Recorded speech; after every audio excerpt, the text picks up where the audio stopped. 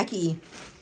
بس معايا ايه؟ ازيكم يا حلوين؟ عاملين ايه؟ يا رب تكونوا كويسين وفي احسن حال. وحشتوني قوي من اخر فيديو.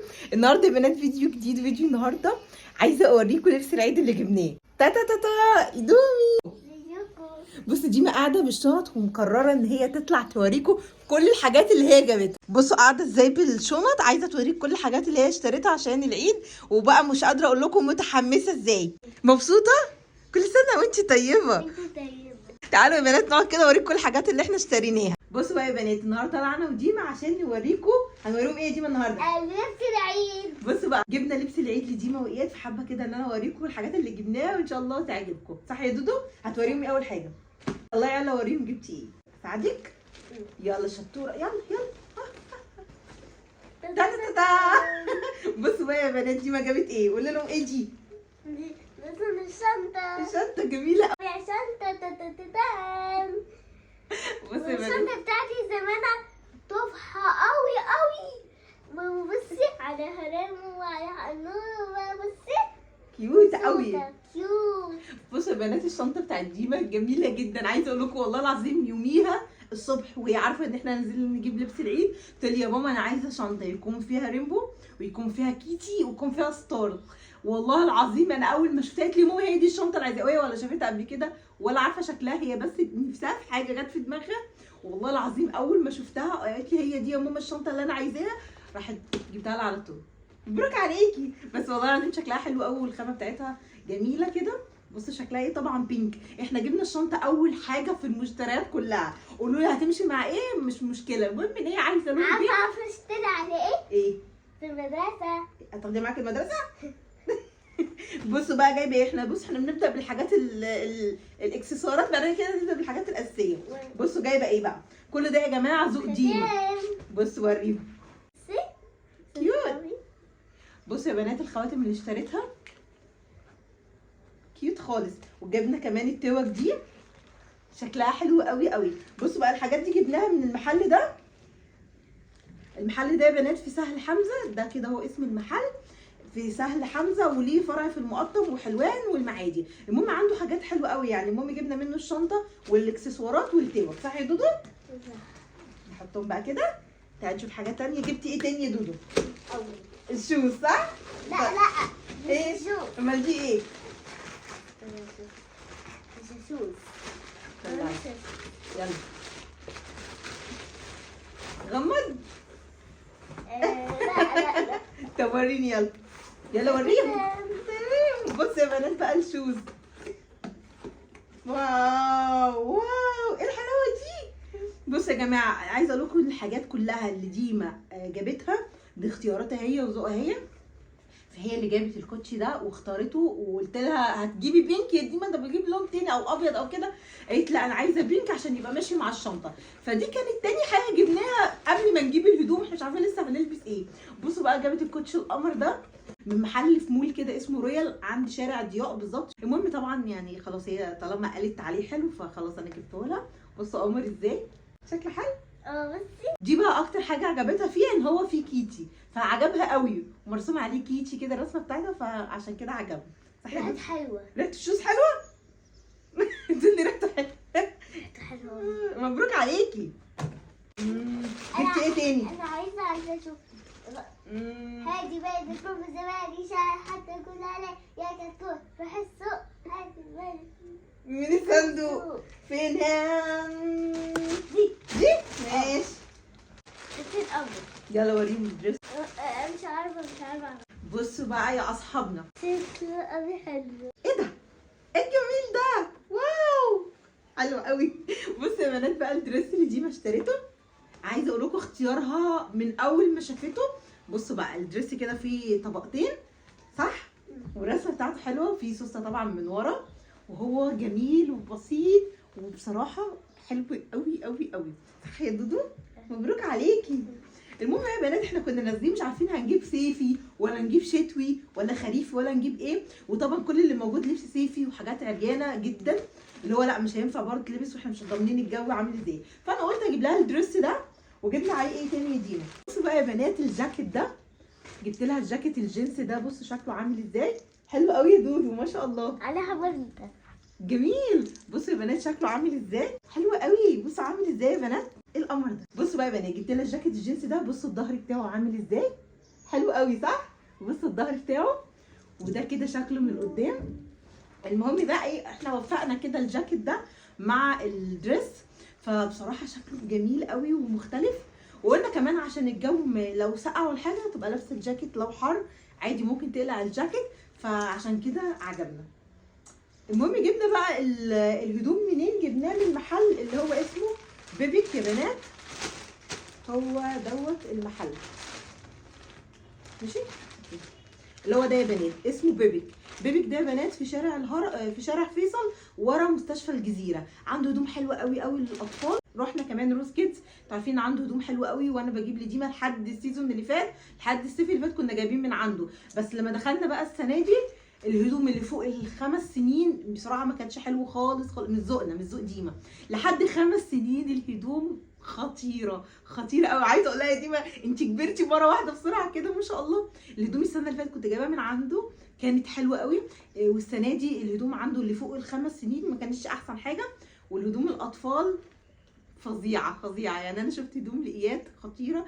بس عايزه اقول لكم الاسعار تحفه تحفه تحفه في السما. يعني عايزه اقول لكم جاكيت زي ده جينز شفته لايات في محل روز كيدز كان عامل 1000 جنيه. ف كنت عايزه اقول لهم ده صغنطوط، يعني كلها كام شهر اصلا الهدوم دي مش هتدخل فيه تاني.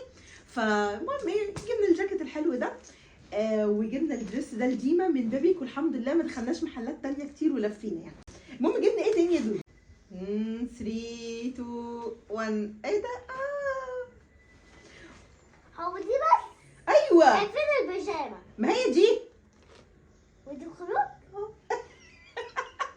بصوا يا بنات، بصوا يا بنات جبنا البيجامه دي منين؟ من عند المحل ده اللي هو بيكابو. بيكابو ايوه، احلى حد جيب من عنده بيجامات والله يا بنات. انا بقالي كذا سنه بجيب بيجامات الصيف من عنده. حتى لو تفتكروا العيد اللي فات كنت جايبه البيجامات من عنده لديما، فبيجاماته حلوه قوي. ده كده هي البيجامه، انا جبتها لها ستايل شورت كده وحاجه مختلفه، بس الماتيريال تحفه تحفه. عليها بونبوني، رسمه بونبوني. بصوا وعليها هارت، شكلها حلو قوي، الماتيريال بتاعته حلوه وجيبين بقى وحركات. بصوا ده كده شكل التيشيرت، وهي برضو اللي اختارته. احنا كل المحلات اللي احنا دخلناها التانية بتاعت الهدوم وبتاعت الشنطه عندهم برضو هدوم وكوتشات، عندهم هدوم خروج وبيجامات، بس ما عجبهاش حاجه من عندهم خالص. يعني هي اللي بقى اللي اختارت البيجامه دي، واختارت الشكل بتاعها ده اللي هو يبقى شورت صح. بصي اللون ايه ده الجميل ده، ايه الجميل ده، حلو قوي. بصي اللي فيه الناحيه التانيه حلو قوي. بصي عليكي من فوق شكله حلو صح. شكله حلو قوي. المهم بقى دي البيجامه اللي احنا جبناها من عندهم، وبصراحه عندهم بيجامات حلوه قوي لو انتوا عايزين لاولادكم هيعجبكم جدا. المهم ايه، جبنا ايه تاني يا دمدم؟ خلاص كده خلاص كده. المهم كده دي ما انا جبت لها طقم خروج، وجبت لها البيجامه والشنطه والكوتشي والتوك الاكسسوارات. قلنا نجيب حاجه بسيطه كده عشان العيد، لان لسه طبعا الجو متقلب ولسه عايزين نجيب حاجه الصيف. فبعدين بقى بعد العيد ان شاء الله يا بنات نبقى الواحد ينزل كده على رواقه، وتكون الحاجه اللي نازله تكون شكلها احلى، لان مش كل الحاجات شكلها حلو. فبراحتنا بقى بعد العيد ننزل نجيب الصيف يا دودو صح ان شاء الله. كل سنه وانتي طيبه مبسوطه. تعالوا يا بنات اوريكم بقيه الحاجات دي. ما خلعت طبعا وسابتني عشان تروح تلعب مع اياد. بصوا بقى بقيه الحاجات جبت ايه. جبت من عند نيو كوتن، جبت شرابات. بص جبت شرابات طبعا لاياد، جبت له 3 قطع.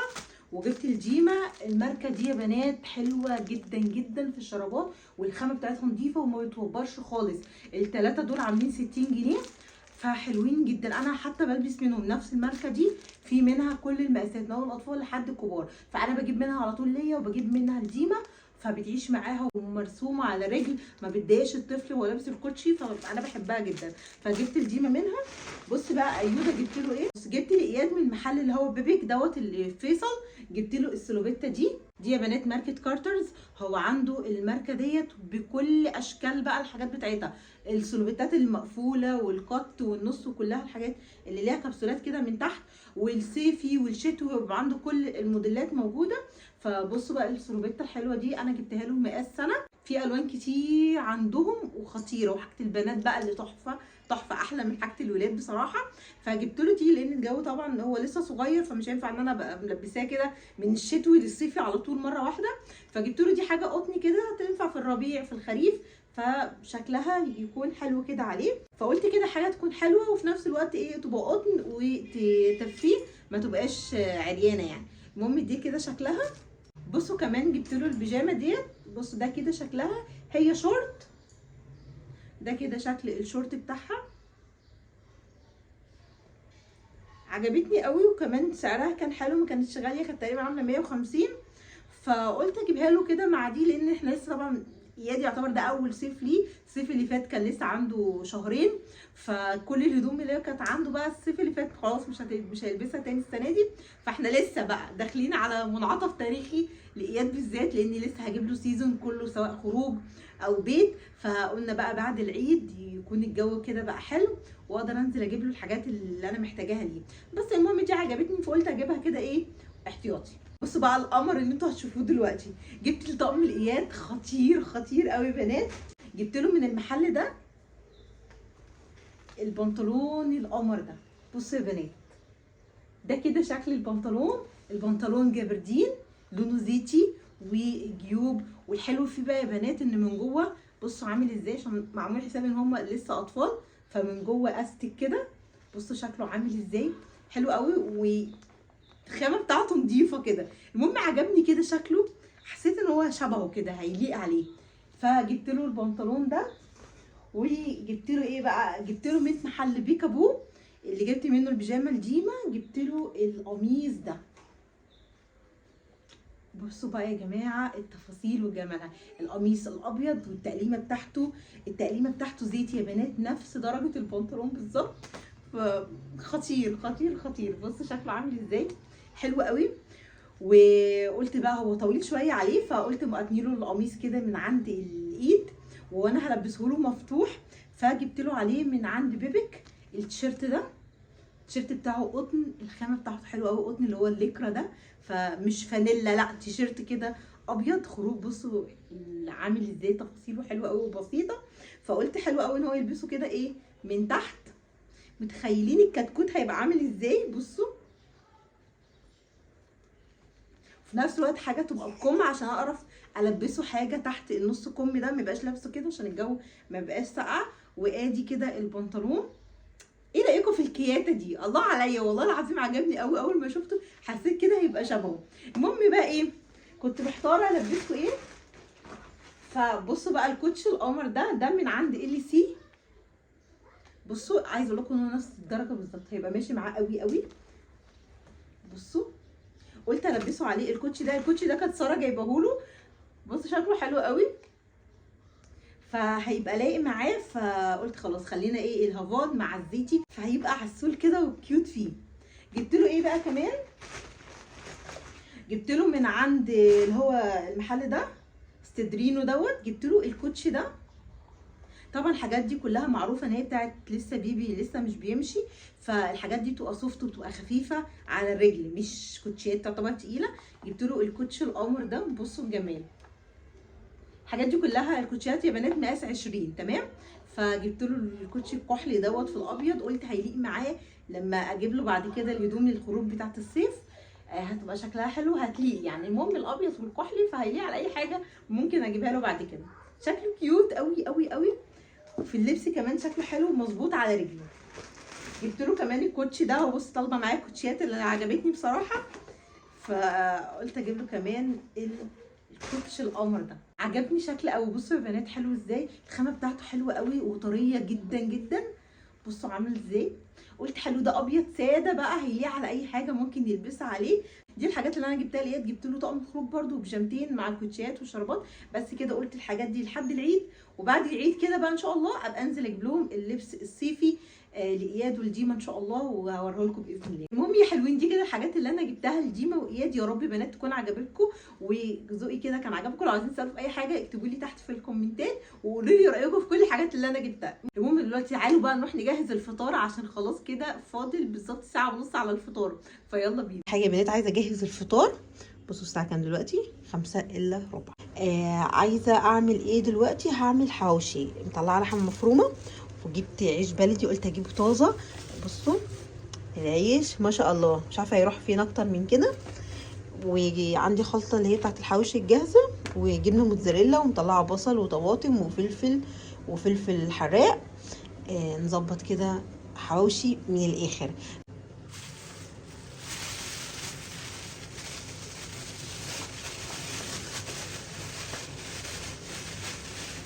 حبيت اعمل كده اكله تكون سهله وسريعه ومش تاخد وقت معايا ان شاء الله، وبرده المكونات كلها كانت موجوده عندي.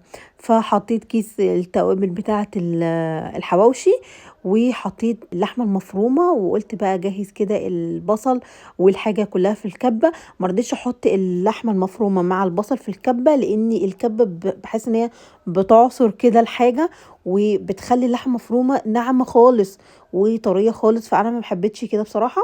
فانا قلت لا، اضرب البصل الاول والحاجات اللي انا عايزه اضربها، وبعد كده ابقى اللحمه اعملها بايدي او بمعلقه. المهم ان هي ما تبقاش متفعصه قوي واحس ان اللحمه بقت ميه معايا. فحطيت كده البصل الاول مع الطماطم، واخر حاجه حطيتها هي الفلفل، عشان مش عايزه الفلفل يبقى معصور قوي، عايزه الفلفل يبقى باين في جوه الحواوشي كده، ويبان شكله ويبان طعمه. فحطيته بس في الاخر، اللي هو يا دوبك كده نص ضربه يتقطع بس معايا.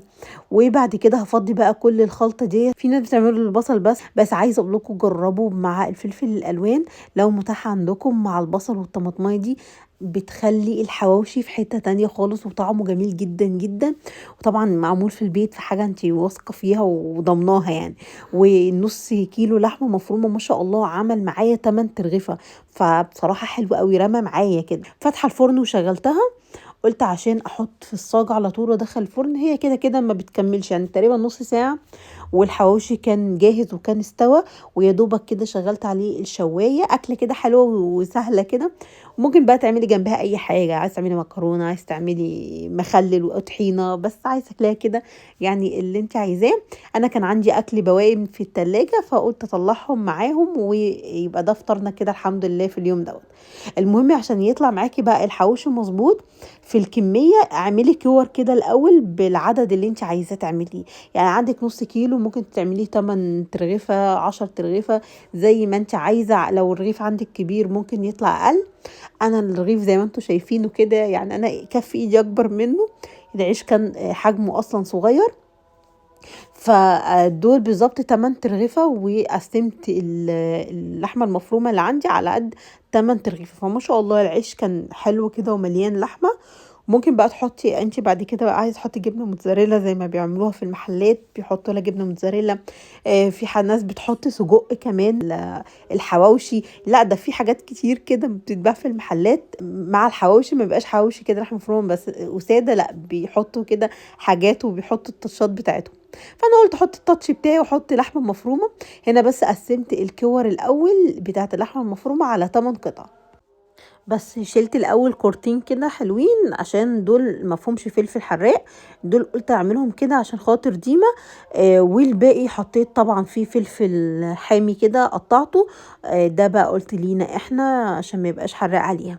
فبص بقى دهنت الصاج ده بالزيت، وبعد كده هبدأ بقى ارص اللحمه المفرومه. طبعا هنا اياد ما شاء الله مش سايبني، لازق فيا وعياط عياط ما شاء الله عليه، يعني ربنا يحميه. فمقعداه على رخامه، بحاول اليه في اي حاجه كده، لاني لما بقعده في الارض بيتشعلق في رجلي ويقوم يقف، فبخاف مثلا انا اتحرك او حاجه فيقوم وقع. فبحطه كده على الرخامه جنبي، يعيط شويه يسكت شويه، فهو عايز ينكش في اي حاجه. فانا كنت بقول له لا، عشان عايز يمسك اللحمه المفرومه. فقاعد كده جنبي بحاول ادندن كده شويه، اكلمه واكلم معاه اغني له عشان يسكت شويه. المهم بقى كده احط بقى اللحمه بتاعتنا في العيش، وما شاء الله كانت حلوه جدا، وكان طعمها حلو جدا جدا وطريه كده، مش اللي هو الناشف.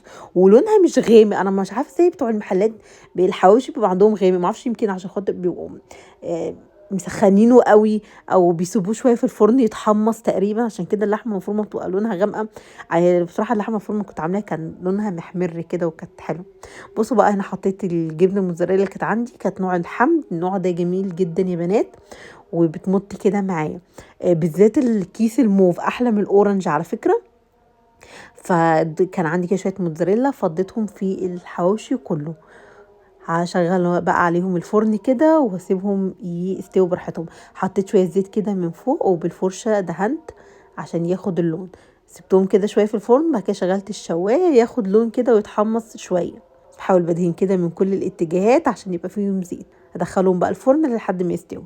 بصوا بقى، عندي ممبار كنت عاملاه اول امبارح، فدول 3 كده مسلوقين هحمرهم على طول جنب الاكل. وكنت عامله بيتزا امبارح خطيره والله العظيم، يعني كنت عامله بالفراخ، كنت عامله بالسوسيس، فدول اللي كانوا متبقيين هسخنهم برده جنب الاكل، يعني بواقي الاكل جنب اكل النهارده والحمد لله. كده كان خلاص الحواوشي بتاعي استوى. شايفين الممبار؟ يا لهوي الممبار كان جامد جدا لما عملته والله. والحواوشي تحفه ما شاء الله، خد اللون وكان مستوي وطعمه جميل جدا. والحمد لله يا بنات، ده كان فطارنا النهارده وده كان فيديو النهارده، يا رب يكون عجبكم. اشوفكم على خير فيديو جديد. باي باي.